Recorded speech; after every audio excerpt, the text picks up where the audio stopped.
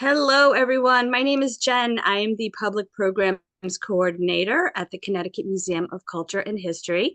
Thank you for joining us today for our Lunch and Learn, Faith Trumbull Huntington, an 18th century woman encounters war. Our presenter today, Maggie Meal, will explore Faith's education, including her exceptional needlework, marriage, and early death, and analyze it in the context of the Revolutionary War era merchant class. Please note that the topic of depression and suicide will be discussed in today's presentation. Maggie is an independent researcher with a MA in history from Salem State University. She has been published in numerous magazines and journals and is currently writing a book on the rise and fall of the Huntington merchant family of Norwich, Connecticut.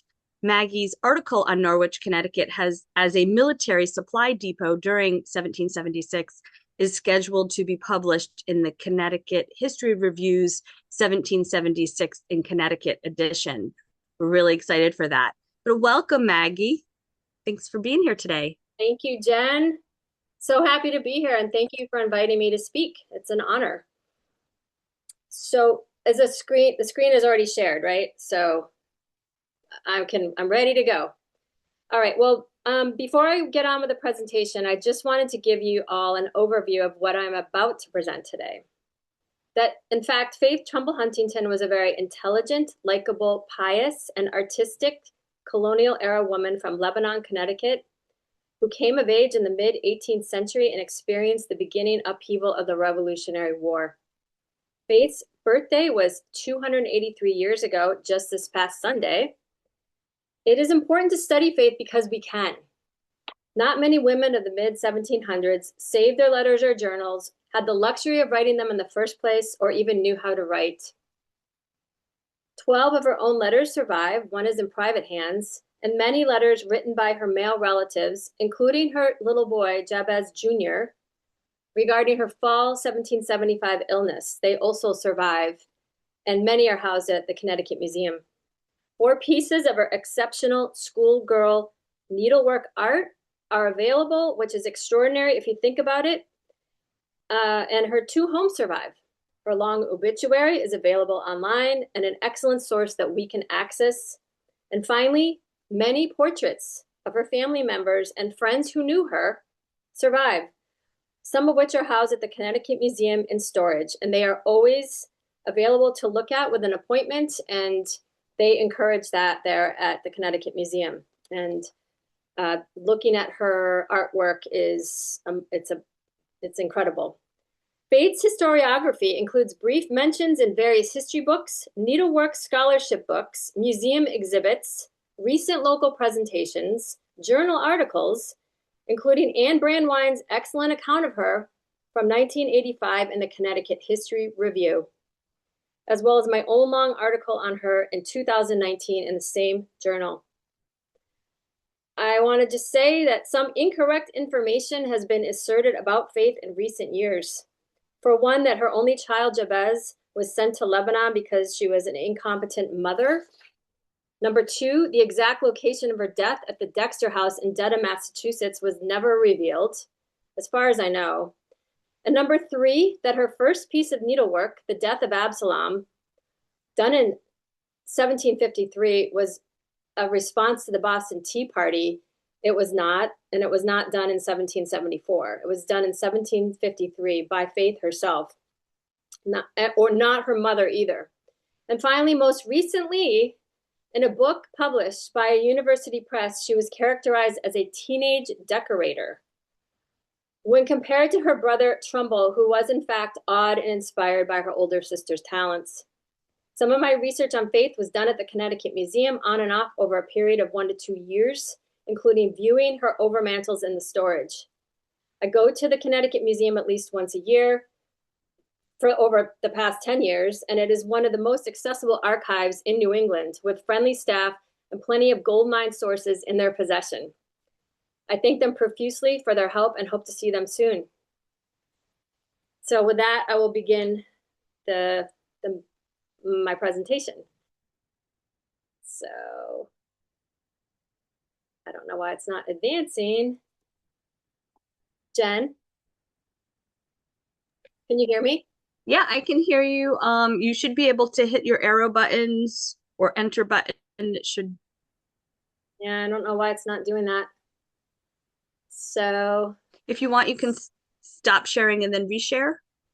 um, okay, let's try that.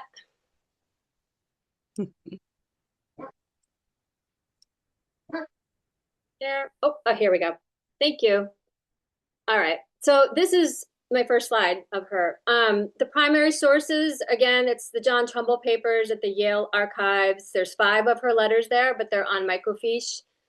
The Governor Jonathan Trumbull papers are at the Connecticut State Library. There are 5 more letters there that Damien Cragow found about 2 or 3 years ago, deep in those archives, in those papers.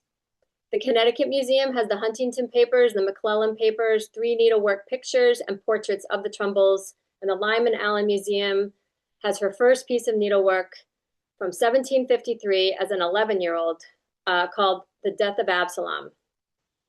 Faith's World. Well, Faith was born in 1742-43 during that weird period where the British world was switching from the Gregorian to the Julian calendar, I believe. She was born in Lebanon, Connecticut, to a very traditional Calvinist Yankee family. And she had some siblings, Joseph, Jonathan Jr., Mary, David, and John. The Puritan Yankee child was taught that to be an earnest and aggressive Christian was his or her chief duty in life, including lots of introspection and what they called heart work. I think it's important to know they're second-generation merchants and that Jonathan Trumbull, her father, the future governor, did not really want to be a merchant, nor was he that good at it. And I believe that he was always trying to sort of prove himself to establishment Connecticut and perhaps even a social climber. But he was an excellent Revolutionary War leader and politician. He was always in debt too, and I think that's something that gets glossed over. He's even been referred to as a successful merchant. I'm not sure that's true because he was very diversified and took a lot of risk. We'll go into that later. But what he needed to have happen was that his daughters marry merchants that were better than him. So and while we're still on the slide, I want you to realize that Faith did not supposedly move into this house, which many of you have probably seen. It's now located on the Lebanon Green until 1755 when her grandfather died and her father and family moved in here. Again, I don't know why it won't let me advance. Oh, there we go. So the Trumbull family is here. We have Mary called Polly Trumbull Williams. This is a painting that's actually in private hands that was shown to me about 6 or 7 years ago. It needs cleaning, but this is her sister. And this is, an image that it's really good to know, I guess. And I feel privileged that I got to see it. On the right are her parents. These are both done by her brother, John Trumbull, during when he sort of left the army to start his portrait career. And he's using his family members to practice. So we see Faith Robinson Trumbull, the mother, and the governor in sort of repose, posing for their son when he's only about 19 years old. There's his brother Joseph on the left, circa 1777. That is owned by the Connecticut Museum, I believe. Again, he's posing with that same Chippendale chair, and he is going to resign from the Continental Army that summer. John Trumbull on your right. These are all family members of Faith's. We do not have a painting of her, unfortunately. This is circa 1777 and the Yale Museum owns this self-portrait. And then here we go. This is her second oldest brother, Jonathan Trumbull Jr., her sister-in-law, Eunice Backus. She's wearing the headdress, which we see with Mrs. Trumbull as well. It's sort of maybe an Eastern Connecticut holdover conservatism headwear. And then let's see. So that's her family. So Faith is being raised and was what Laurel Laurel Thatcher Ulrich was called a well-behaved woman, to coin that phrase.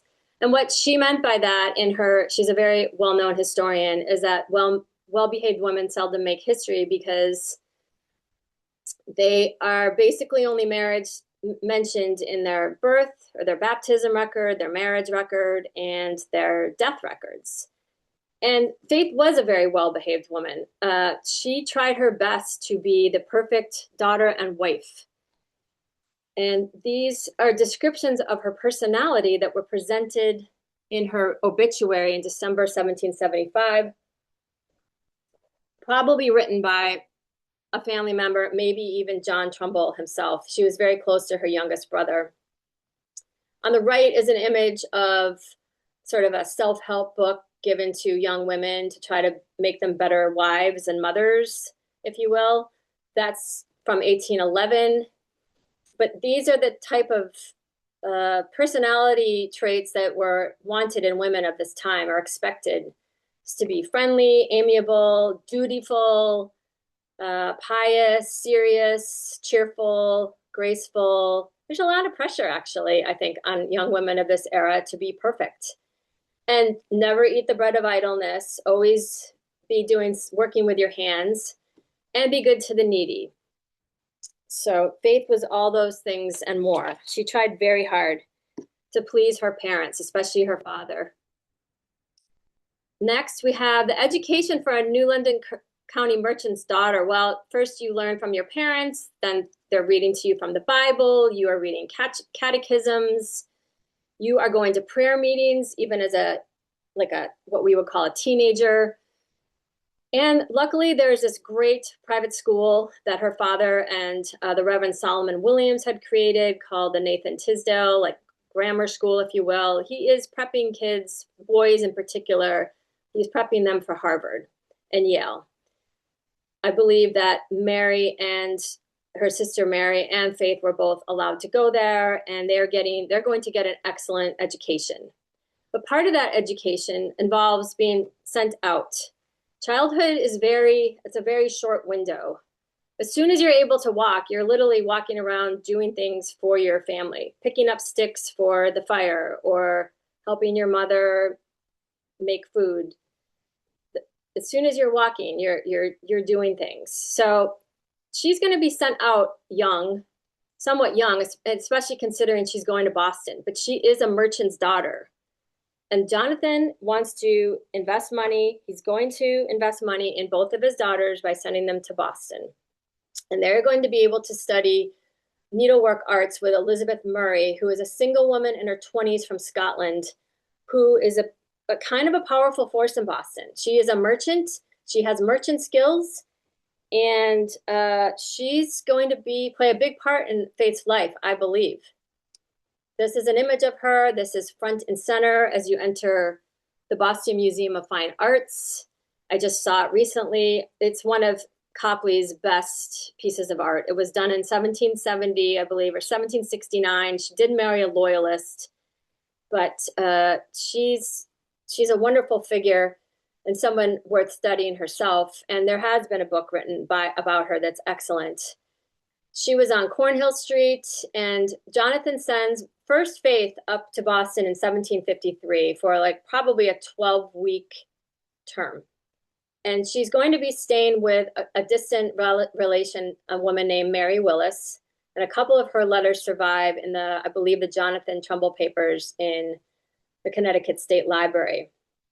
And in those little letters of hers, Mary describes to Jonathan that his daughter is homesick and, she's kind of anxious, and that Mary's doing her best to help Faith. In the meantime, Faith pulls herself together and is with Faith and others, and they are doing, this is one of the students that's also there at the same time as Faith. This is Sarah Henshaw. She will marry her cousin right after she does her term with Mrs. Elizabeth Murray. Well, she's not a Mrs. yet, Elizabeth Murray. She's a Boston merchant's daughter, and merchants' daughters and ministers' daughters are the type of women that are going to go to finish their education in Boston. They're going to be learning really expensive needlework projects that they can display in their parents' homes to sort of show off their wealth. And they're going to learn how to become young ladies worthy of marrying and desirable as marriage partners. She studies with Faith and this woman named Lois Breck, this young girl from Springfield who's a minister's daughter. We'll get to them in a minute. So this is what Sarah Henshaw was capable of doing at this point. These are overmantles, and this is part of the Elizabeth Murray School of Artwork, Needlework. You can look at this picture at the Boston Museum of Fine Arts. I'm sure it's in storage. As you can see, it's in beautiful condition. And Faith is going to do her own version of this. In a minute here, we'll show you. So all these girls are working on the death of Absalom, right? Sarah Henshaw, Lois Breck on the left, and Faith Trumbull on the right. And you may ask yourself, why the death of Absalom? Well, they're both, it's a Bible story that would have been familiar to them. It's a lesson to young Christians that true power comes from God, not ego. Pride will lead to your downfall, and rebellion is dangerous. So they're learning to be dutiful, obedient children and young girls, and eventually wives. And of course, they are being the daughters of Calvinists. They're going to be reading the Bible all the time. But Elizabeth Murray was probably Church of England or a Presbyterian. She's a little bit different. She's just a wonderful person, Elizabeth Murray. And I just think that we can now have a group of women who all studied with her, and we can look at their artwork. So this one on the left of Lois Breck, I found that at the historic Deerfield by happenstance in a corner in a parlor at the Williams house. And I just knocked people over trying to get to look at this, because I said to myself, they all have to have been in Boston, most likely with Elizabeth Murray in 1753, doing this work together. And finally, there's one more Death of Absalom that is owned by the Currier Gallup Art in Manchester, New Hampshire, and unfortunately not much is known about it. So we're going to keep moving on. So now this is the first piece of art that the Connecticut Museum has in storage. This is called, I believe, The Milkmaid. And you can see how these young girls are sort of copying.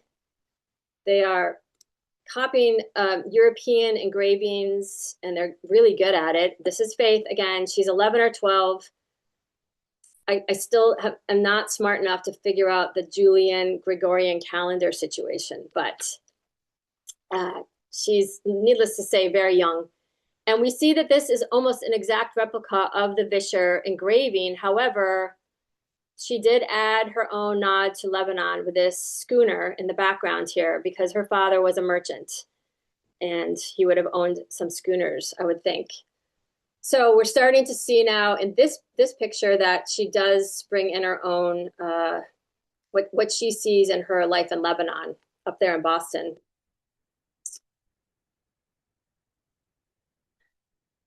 Hold on. Don't know what's going on.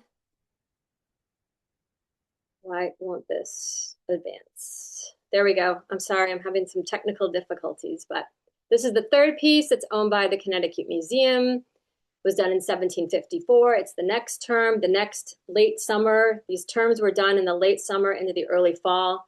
Now Faith was up in Boston with her sister Mary and Betty Elliott, and she's going to expand on that practice piece. Well, that practice piece was also done in 1754, but now she's being allowed, again, at a pretty young age, to do this type of work. So this is on blue silk with metallic threads. It's, as you'll see with her final overmantle or chimney piece, that it's not completely covered by stitches, but you do start to see more evidence of Faith's world in Lebanon, I believe, or possibly including these are evidence of Jonathan's diverse operation, if you will. He's got a fulling mill, he has a flour mill, a dairy, a malt, what they call a malt house. He's very diversified. You also see evidence of the cattle of Connecticut. Of course, this cattle is being sent down either live or in or butchered in barrels down to the West Indies. And the Trumbulls are part of this West Indies world. But I just want to stay on this photo for a minute, this image, because we also see this curious house right here. Could it be her house? Maybe. This could be her sort of house with the outbuildings. We'll never know for sure. But we know that they didn't move into the White House, the familiar the Jonathan Trumbull mansion until 1755. Anyway, let's keep going. Don't know why it doesn't move. There we go. Boston, 1761. She's in her third term. This is unusual that she is actually going to be allowed, Jonathan's going to pay for her to go back up to Boston for a third time. And there may have even been more times that she went, because now we're skipping forward to 1761. And she's going to this time not stay with Mary Willis, but the John Lovell family. And they're famous because they're running the Boston Latin School. She's going to stay with them, board with them, and go to school there. Girls were allowed to go to the Boston Latin School at certain times of the day. And she describes studying. You have to pass a test, though, a Latin test. And so I assume that she passed it. She does still kind of, in this letter, she's now 17 or 18 years old. She's kind of longing for home. She's hoping she's going to run into her brother. She saw Mr. Lord. He's the minister for Norwich. She saw him on the streets of Boston, and she almost fell over. She was so excited to see somebody from home. I mean, this is clearly a girl that loves her home. And it's a country life there in Lebanon, and Boston's the big city. And she even says that thinks she's never seen prettier people in her life, but that the Lovells are really nice, and they don't have, none of them flings, which Boston people generally have to country people. And then she goes on, there's not an hour passes, but I think of home, but not with discontent. So she's always trying to sort of say, I'm here, I'm in Boston, I'm doing it, but I miss home. I'm homesick. This is the final chimney piece Faith does in 1761. Again, this is owned by the Connecticut Museum. It's in storage, and I highly recommend you go see it. And I need to see it again because there's a lot going on in this painting. And this time she has covered the whole canvas. It's done on black canvas this time. The other two were on blue canvas, and the first one's on black. Black, and when I say canvas, I mean silk. You can see evidence of it here, the black silk, but everything else is filled with stitches that she's been learning with Elizabeth Murray, and also the third person that's going to take over from Elizabeth Murray, who's now Mrs. James Smith. Elizabeth Murray, I think Elizabeth Murray could have still been involved with the school by 1761, but she's handed it over to Jane Day, one of her proteges. And Faith created this for her brother Joseph, who now lives across the street from Jedediah Huntington's family in Norwich, right there on Huntington Lane. And Joseph will pay for the framing of this.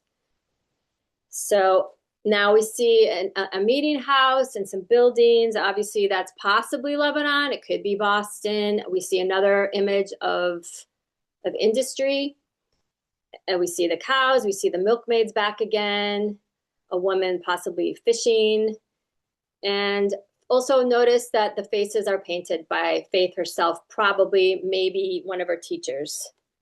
But I think it's Faith. So Faith comes back to Lebanon and has two suitors. The first one is William Williams, who is a childhood friend, but he's quite a bit older. The Williams and the Trumbulls are close. Solomon Williams and Jonathan Trumbull are best friends. So And I'm sure Jonathan's a little bit envious because he would have liked to have been a minister too. So this is a minister's son here, and this is a merchant's son. So there's evidence that she had a relationship with him. That's in the McClellan papers at Connecticut Museum. And he writes a letter in 1765, I believe, basically saying that he acknowledges that Faith has turned her energy towards Jedediah Huntington, who she's going to marry. So he's the childhood friend who's known her all her life, and he has to kind of back off. However, he will end up marrying, which was definitely not uncommon, her sister, Polly. And so, again, this image is in private hands. She called him Mr. Huntington, and all the letters that we have. I don't know why she's using this sort of exalted title for him. It could have been her own personal just inclination, or maybe that was what was socially acceptable at the time in these merchant groups in Norwich and Lebanon or Connecticut. I don't know. I do think she holds him in extremely high esteem, unlike maybe Abigail Adams, but I'll get into that in a minute. Jedediah is from a solid merchant family that goes back many generations in Norwich. He goes to Harvard and then on to Yale. I'm not sure why. He's on the Committee of Correspondence, and he also has a lot of military ambition. So this is Jedediah after the war by his brother-in-law, John Trumbull. And the Connecticut Museum of Culture and History does own this as well. I've seen this. It's John Trumbull was a great portrait artist, I'm pretty sure. And I'm not an art historian, but I feel like I know these people because of his talent. They have a son, Jabez Jr. This painting is, I believe, owned by Yale, maybe. And let me get to this. Yeah, it's Yale, and Yale University owns this picture of Jabez Jr. Jedediah and Faith will get married on May 1st, 1766, and have one son, Jabez Jr. And Faith has an uncomfortable postpartum experience after the birth of Jabez Jr. He's named for her father-in-law, Jabez Huntington. The baby has sores, and they're still complaining as of 1769. But Jedediah is always reporting back to his father and sometimes his father-in-law, just to make sure they all know that everything's okay, because of course his father and father-in-law are always off at General Assembly meetings in Hartford and New Haven. So then it comes to this idea, like, was she an incompetent mother? Well, I mean, I don't think so, but she's struggling, and they're not going to have any more kids. And he's sent to the very prep school that she went to, the Tisdale School, where he can live with her parents. She can visit him, and he's going to be around kids his own age. But he probably goes in 1770, as early as 1771, at about age 5. But he also shows a lot of promise, and he is the heir to the eldest son of the Huntington family. He's the heir so far, and you can be sure they're going to make sure he gets educated as best as he can. So why not send him there instead of the idea that she's being separated from her son, which is, we're just never going to really know. It was not uncommon for very young children to be separated from their families in order to get ahead in life. 3 boyhood letters survive of his.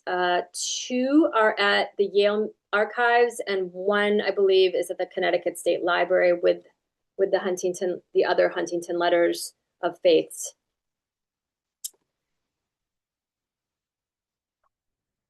There's another letter. This was shown to me at a presentation I did on Faith a few years back. This is from probably 1771, right before Polly Trumbull gets married to William Williams. This is in Faith's hand. It was passed down through the McClellan family. It talks about Polly's upcoming marriage. It doesn't say marriage in there, but you can tell that Faith is basically telling Polly that I'm going to Boston and I will do errands for you. It says it right there. But if she needs a list, and if Mary's willing to ride down here tomorrow and deliver the errands by word of mouth, I should be mighty glad to see you.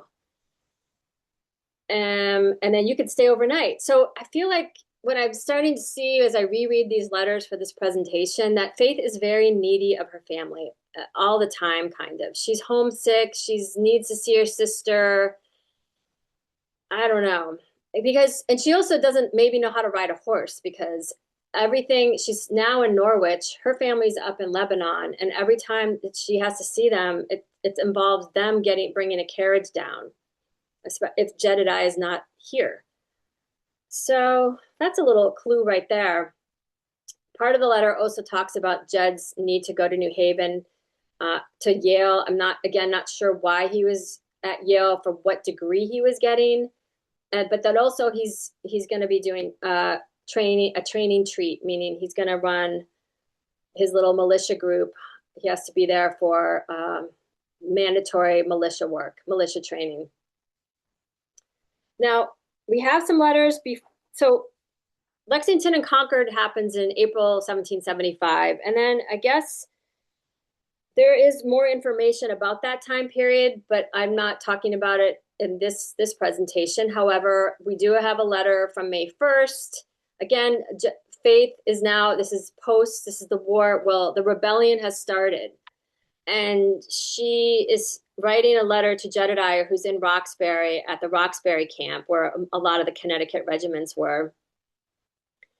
And she's very concerned about what's happening in Boston, especially, that the people are starving. And here's an image on the left of the Bostonians in a cage, and that people are, people with empathy for them, patriots, if you will, are trying to feed them food, even though, because they are basically in I forget what it's called, but they're being besieged almost themselves by the Boston. It's a complete shutdown of Boston, the harbor, trade, everything. And the Boston people are really hurting for supplies, of which the people of Norwich and Lebanon were sending them supplies.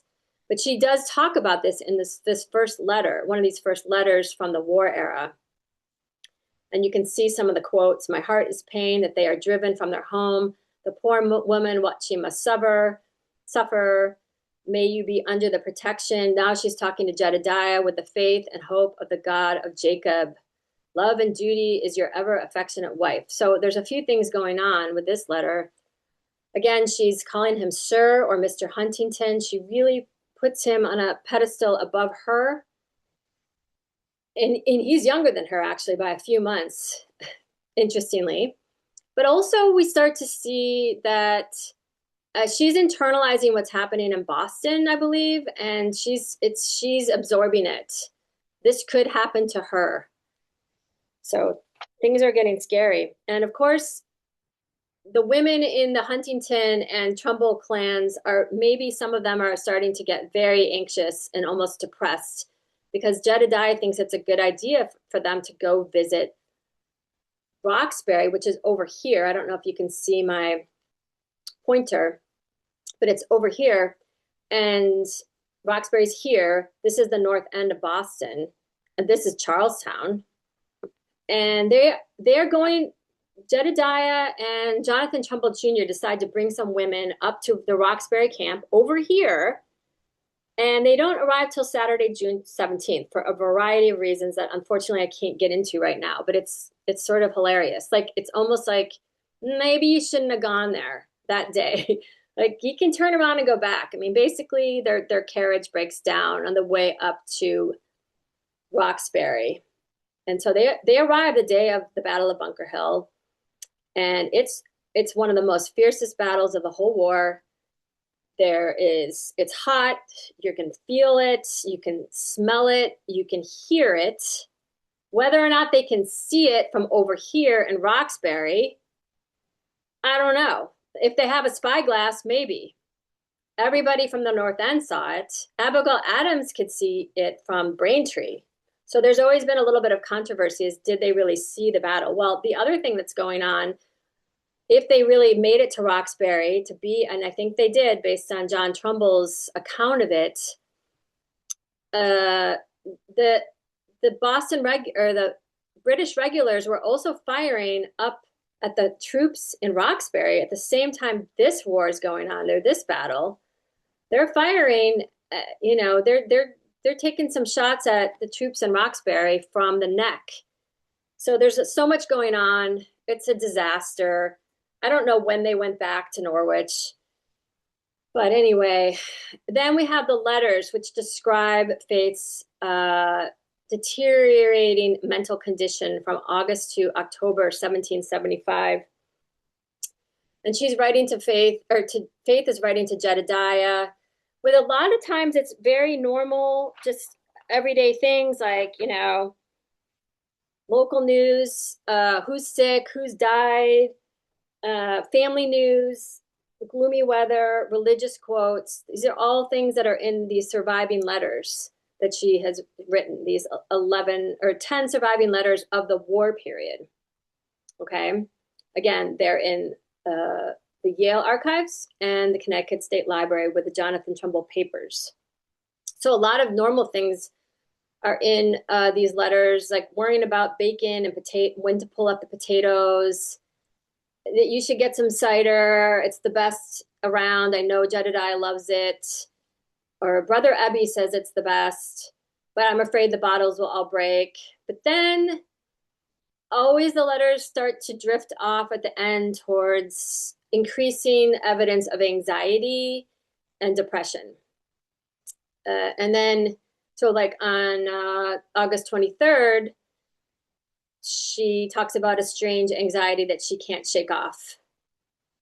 And then she's lamenting to Jedediah, really, I am a poor creature to be left alone, or I'm not really worthy of anybody, my own unworthiness of you. So she's really has this self-loathing almost, or she just has no confidence. She's depressed and she can't shake it, and she's not getting any sleep. And by October 1st, though, everybody's starting to pay attention and getting pretty concerned about her condition, because that's when the letters start to happen between the male family members. And the first one coming, which I talked about with Jen earlier, that the Connecticut the Connecticut Museum has. My father writes that you are unwell. That's from John Trumbull to his sister Faith. Jedediah is starting to report to his father that his consort, meaning wife, has an ill state of health.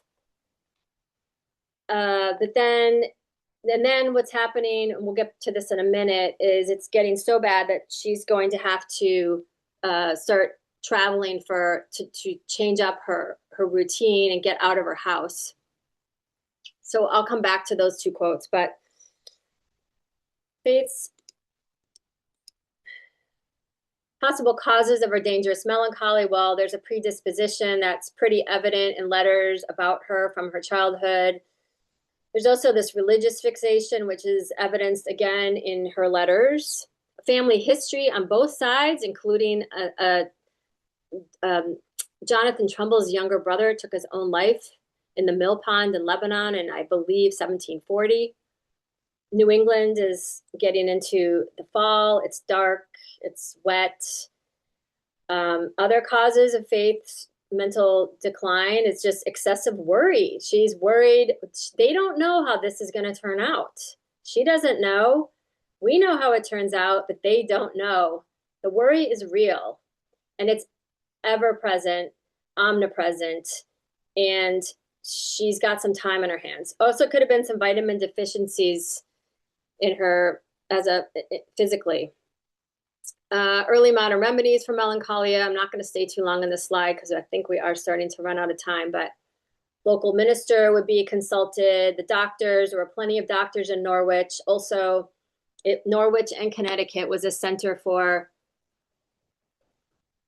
the pharmaceutical industry, I believe, including Norwich and Hartford. And so plenty of remedies would have been given to Faith. Prayer and fasting, something she was very good at. Confinement, not good. The big thing, though, is getting out in the fresh air and visiting people. And that's just what they're going to do in October of 1775. Her mother-in-law, Hannah Williams, who, by the way, has his own, like, he's got a 7-year-old at home and a house to run. She's going to have to take charge of her daughter-in-law's sickness. And this is not Hannah here. This is Betsy Huntington Chester. But Hannah Williams, Faith's mother-in-law, is going to start taking her on trips to Lebanon and Wethersfield. And then eventually she's going to go to Dedham. So these are all ideas that Huntingtons, the Trumbulls have to try to get Faith out of her slump, her depression, because it's becoming dangerous. So travel was always an 18th or 17th century cure for people with melancholy. Again, and this is Betsy Huntington Chester, who was one of Jedediah's half-sisters. She was about 10 years younger than Faith. And this picture was done in the post-war era by a guy named Seward. I can't remember his first name, maybe Jonathan. So Faith is going to be taken up to Dedham to be closer to Jedediah. This is Jedediah's idea, and he's going to have her stay in this house. This is from the Historic New England from 1892. It would not have looked like this. Many alterations have been done to this house. This is called the Samuel Dexter House. It's right on the main street in Dedham. And she's going to be there to stay with these people called the Henshaws. So this is, remember Sarah Henshaw from one of my slides that I just showed you when they were doing the needlework in Boston. She was doing that with Sarah Henshaw. Well, this is Sarah Henshaw's father, Joshua Henshaw. So she's staying with Joshua and Elizabeth Henshaw. They've agreed to help her and watch her, more importantly. And so that Dedham is very close to Roxbury. So Jedediah can come visit Faith.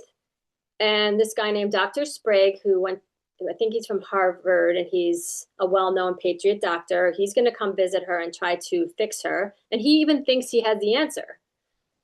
He says that, and Jedediah even sends a letter the day of her death, or the day of Thanksgiving, that he thinks that Dr. Sprague has the answer. And then what happens is they all agree to get together for Thanksgiving, but the British were known for planning attacks on patriot holidays, colonial holidays, or Sabbath days, when they think that the patriots aren't paying attention. But the patriots understood this and decided that they were not going to go off away from their camps to celebrate Thanksgiving. They're going to stay in camp in case the British decide to come up from the neck from Boston and attack them in Roxbury or Cambridge. So Faith's brothers, some of them are in Cambridge, some of them are in Roxbury. Those, again, are the 2 or 3 militia camps for the Continental Army. It's now called the Continental Army, and George Washington is in charge. But this unrelenting depression is not giving up. And unfortunately, she's going to die by her own hand the early morning after Thanksgiving. So, interestingly, this is going to be chronicled in a diary by a guy named Lieutenant Jabez Fitch. And we still have a few minutes. He writes in his diary on the 24th. This is Lieutenant Jabez Fitch, who is part of Jedediah's regiment. About 9:30, we were informed by a messenger sent for that purpose from Dedham that Colonel Huntington's wife had made way with herself at that place. Then he goes on a few entries later. He talks about that he's getting invited to go to the service, the funeral for Faith, and that he and a couple buddies they take their horses and go up there. And they're going to go to Faith's funeral service. But first they stopped into the burying yard, and these are quotes from Fitch, where we found Dr. Ames's tomb opened for the reception of Mrs. Huntington's corpse. We, several of us, went down into the tomb, opened the old doctor's coffin to see his corpse. They've made an agreement that Faith is going to go into the Ames tomb. And then he talks about all the things that you would see in a tomb, which is he's kind of a funny guy. But then then he starts to describe what the funeral is like, which is very valuable information about how an 18th century service would take place. So after they get out of the graveyard, they decide to go to Mr. Henshaw's, the house where the tragical scene had passed, Faith's death, and from whence the funeral was to be attended. When we came there, we were led into a very genteel apartment with a very curious carpet spread on the floor, where we sat some time in profound silence until we understood that Mr. Havens, the parson of the parish, began a prayer in the other room, upon which we moved into the entry. And after prayer was over and some of the people were moved out, I went into the other room where the corpse was, where I saw Colonel Williams of Lebanon. So Faith's former suitor and childhood friend is there. Devastating. And then they all had a procession after viewing the corpse. So we find out that open caskets were that's what they did back then at that time period for a congregational service.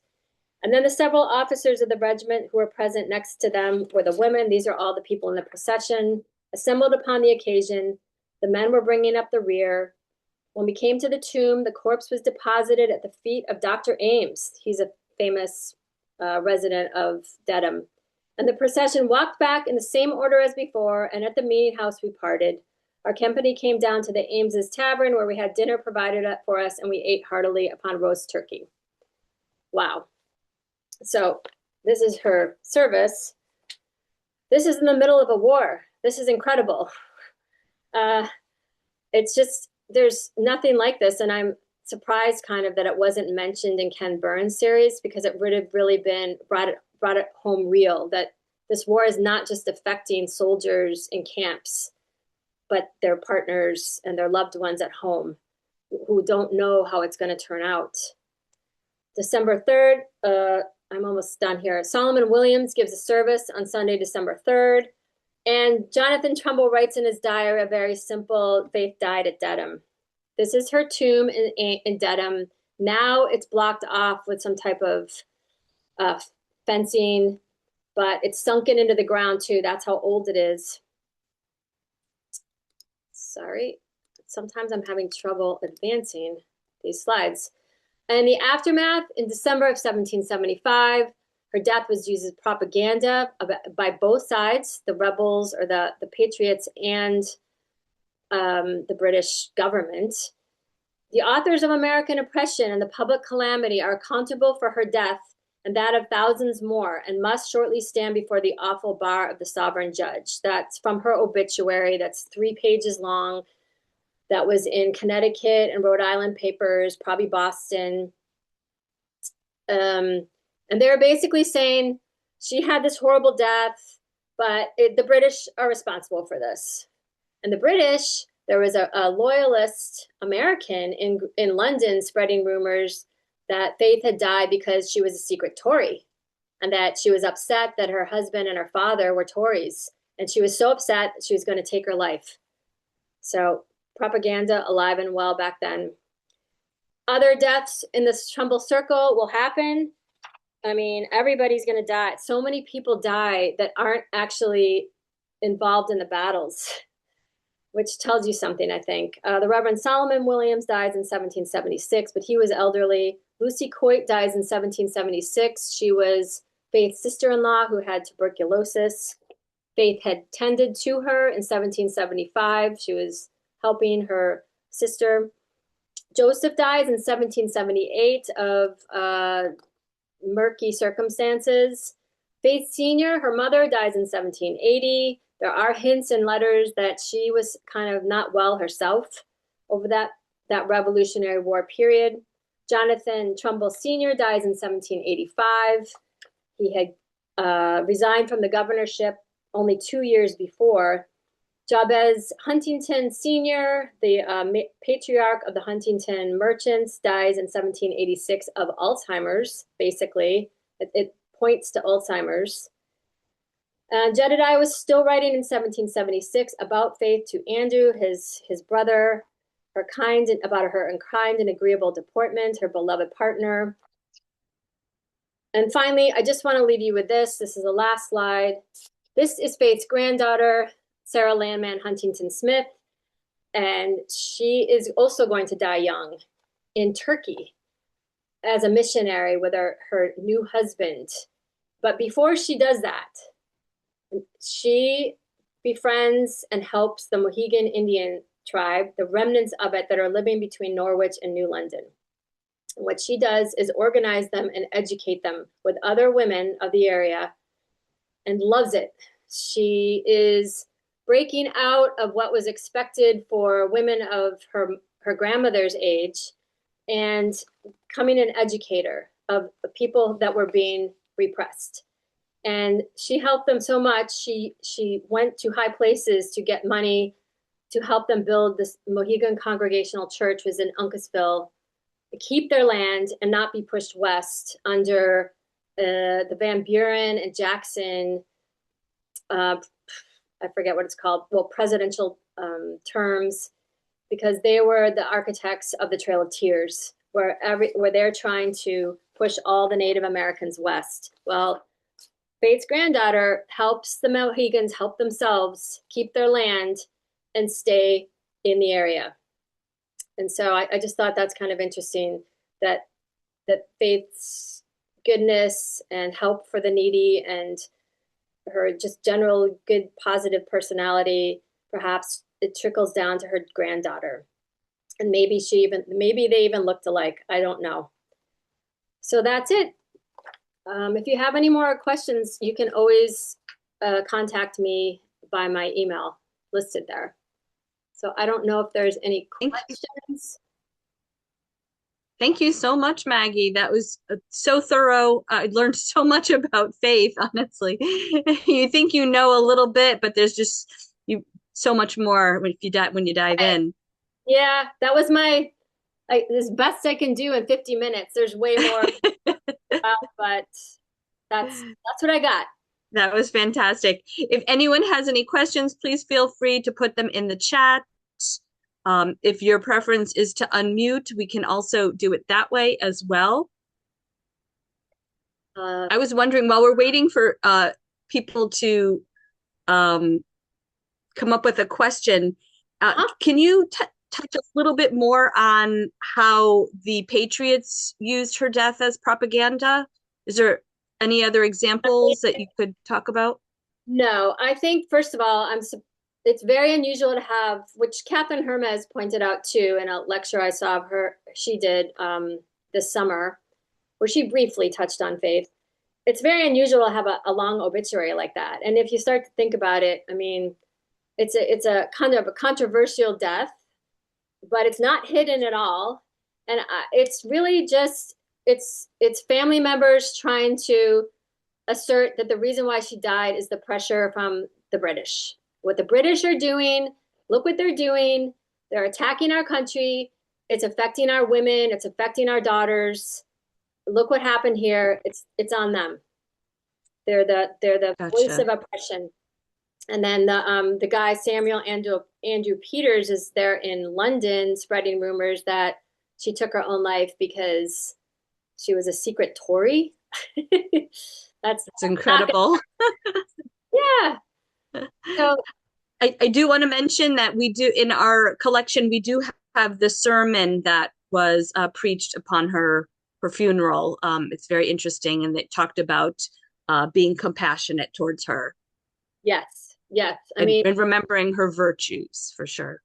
Right. And like the way her death was treated 100 years earlier, it would have truly been, it would have been the most awful thing. I mean, it is an awful thing, but it would have been treated differently. It just seems like with the Enlightenment ideas coming forth, I'm just surprised that it wasn't quietly.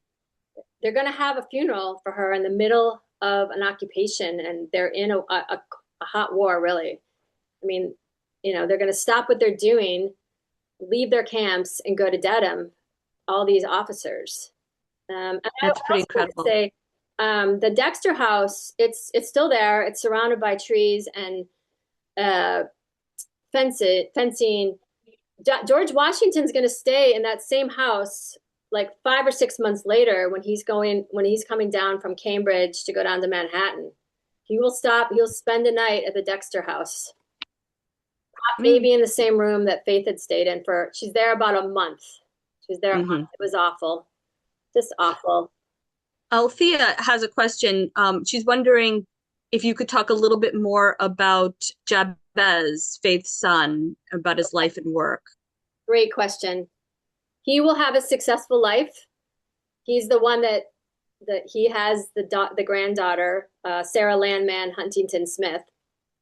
There's 3 letters that survive of his. 2 are at the Yale Archives. 1 is with the Jonathan Trumbull papers at the Connecticut State Library. He loves his parents. He refers to them as their little group, their little family group.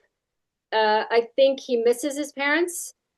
I think that she was not well, and for so much of his whole life, basically, I mean, she dies when he's, what, 8 years old?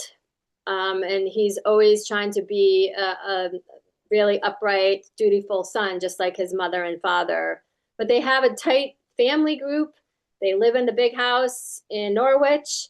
He's sent to Lebanon, and he just loves his mother and relays that in his letters. I don't have any right, I might be able to find one, but that's basically the gist of his letters, and that he will be a dutiful son, and he's studying very hard. And he will go on to Yale, I believe, and be a military man himself and a merchant.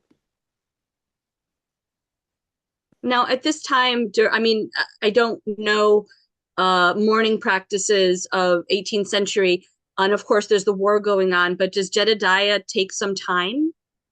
No, nope. Then he won't come home. It's too devastating for him. It's interesting because if you look back to this picture, we see evidence that her sister's wearing mourning after probably the death of her brother. Joseph dies in 1777. This painting, well, actually, he dies in 1778.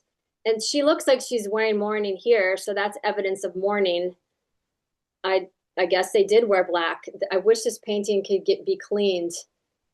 And no, he just doubles down once Faith is gone. He just throws himself into his job. I mean, it's everything to him. He's a colonel. He's a colonel with no experience, and he's taking on a regiment. He has everything to prove in this war, and he will prove a valuable aide to George Washington, a very smart-minded guy who will end up marrying a woman, a loyalist from New York City, Nancy Moore, Nancy Moore. Her nickname is Nancy, and they will go on to have 7 or 8 children. So, and Faith and Jedediah only have 1, which is interesting. I mean, she really may have had some type of underlying health deficiency or something that just is going to take her down eventually. Anyway, but we have to remember how artistic she was and what she left us. And her writing, I encourage everyone to go read the letters at the Connecticut State Library if you can, or Yale. Yale, they're on microfiche, which is kind of a bummer. But she's a great writer. I mean, her handwriting is really good, and her creativity comes out, and she's very well read, and she's just an incredibly educated woman for her time. And Jonathan, remember, he's got to invest in his daughters. For merchants, it's actually more important to have daughters in some ways, you could argue, than sons, because you can marry them off to families that are wealthier than you are.